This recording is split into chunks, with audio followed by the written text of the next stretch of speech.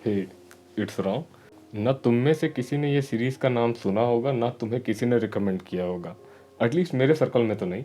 अगर किसी ने तुम्हें ये सीरीज़ रिकमेंड किया है देन तो एक बात पक्की है that he has a good taste in movies and stuff like that. जब लोग कहते हैं कि आजकल की टीवी सीरीज़ वैसी नहीं आती जैसे पहले आया करती थी, तो उनका मतलब मेरे पहले सर के ऊपर से चला जाता था। Until I stumbled upon this masterpiece.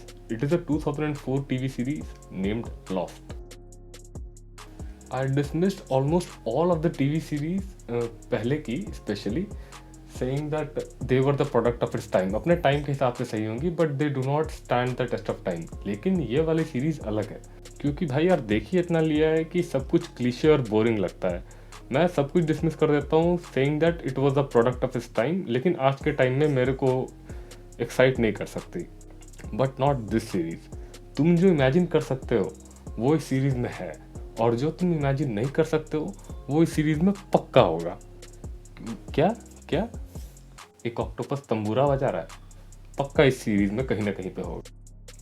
I'm just at 15-20 subscribers, so please help me get to triple digits at least, and let's get started. My mind was blown कि 2004 में ये चीज़ कैसे आ गई। आज आती तो बिंज वाले सीन में इंस्टेंट क्लासिक होती।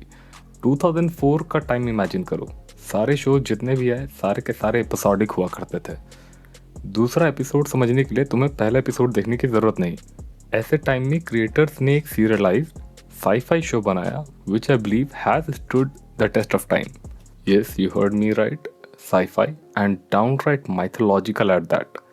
ये सारी चीज़ें तुम्हें शो देखने के बाद ही समझ में आएंगी। ये अपने समय से बहुत आगे तो था ही, लेकिन पहला एपिसोड या ट्रेलर देखने से ऐसा लगेगा कि क्या ही होगा इस शो में। Another monster survivor bullshit like predator, लेकिन trust me when I tell you it's bloody freaking good.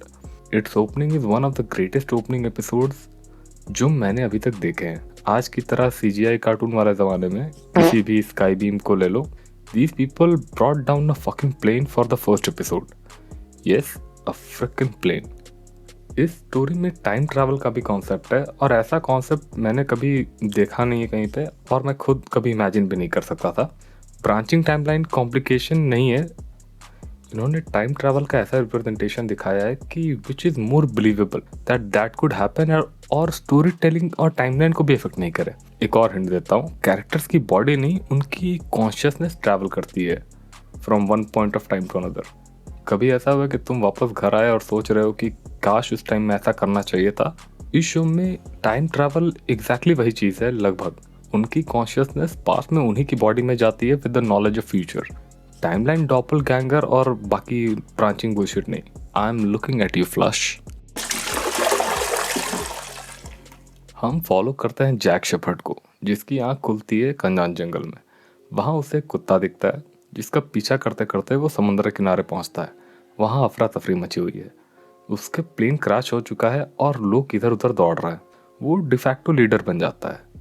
हम इसी फ्लाइट के लोगों को फॉलो करते हैं। कैरेक्टर्स इसमें जितने भी हैं उनकी बैक स्टोरी एक बार में ही ऑन द नोज नहीं मिलती। सबकी एक हिस्ट्री है, और एपिसोड्स में एक एक करके उनकी कहानी धीरे धीरे खुलती है।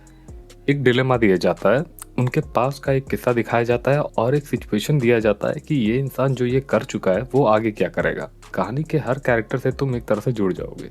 इस आइलैंड पर एक और ग्रुप भी रहता है जिसको वो अदर्स के नाम से बुलाते हैं, और इस आइलैंड पे एक स्मोक मॉन्स्टर भी है। ये अदर्स कौन है, स्मोक मॉन्स्टर्स का आइलैंड से क्या नाता, इस आइलैंड को कोई ढूंढ क्यों नहीं पाता, इनको रेस्क्यू करने कोई क्यों नहीं आता, क्या आइलैंड कॉन्शियस है? Yes, you heard me right. क्या पावर है इस मिस्टीरियस आइलैंड के पास? अगर मैं कहूँ कि आज तक मैंने जितने मिस्ट्री शोज देखे हैं उनसे 100 कदम आगे है। ये कहानी जहाँ जाती है मेरी सोच वहाँ तक नहीं जाती। You will never be able to predict shit in the show. हर स्टोरी थ्रेड को एम्पल टाइम दिया जाता है, and some of the beats in the show are the best they have ever written. You haven't seen this, just go ahead और वापस आके बताना मैं कितना सही या गलत था। म्यूजिक एक और बड़ा प्लस पॉइंट है, सुनकर लगता ही नहीं कि एक टीवी शो के लिए बनाया गया हो। Grandiose but subtle. आधा शो तो तुम्हें म्यूजिक ही हुक करके रखेगा। ये शो इतनी चीज़ों को एक साथ जगल करता है कि यूल बी अमेज्ड कि how is that even possible. जो चीज़ आराम से 5 शोज में लोगों को एक एक नोट के शो में दी जाती है वो सिर्फ एक शो में है। कोई भी शो ले लो, this has good versus evil, purpose of life, time travel, monster, love, survival, fear, conspiracy, drama, denial, backstabbing. आजकल के जितने शोज हैं जो भी हाइप क्रिएट करते हैं वो जाके आखिरी में लैंडिंग में हक देते हैं। इसका एंड देख के ऐसा नहीं लगता कि इट वॉज रश्ड। तुम्हें एंड पसंद आए या ना आए, एक बात पक्का फील देगी कि इट वॉज ब्लडी डिलिबरेट। इतने एलिमेंट्स होते हुए भी हर कैरेक्टर का पर्पस है और हर चीज का मतलब। स्टोरी आर्क्स कंप्लीट होती है और ऐसा नहीं कि 50 साल विंटर इज कमिंग बिल्डअप के बाद 2 इंच की छुरी से कॉन्फ्लिक्ट खत्म।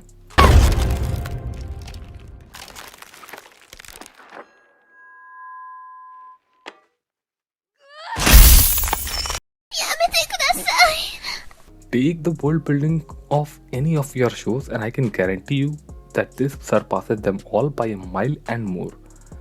This show knew when to stop, unlike The Walking Dead. Last के portions में they could have left a brave heroic ending, लेकिन the makers I feel genuinely cared for the people watching the show. इसलिए they tried to give us a closure, a happy ending.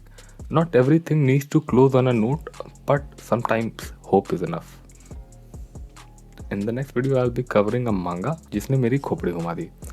That how can a person come up with this shit? So if you want to get to know about that manga, make sure to hit the subscribe so that you'll be notified when the video drops.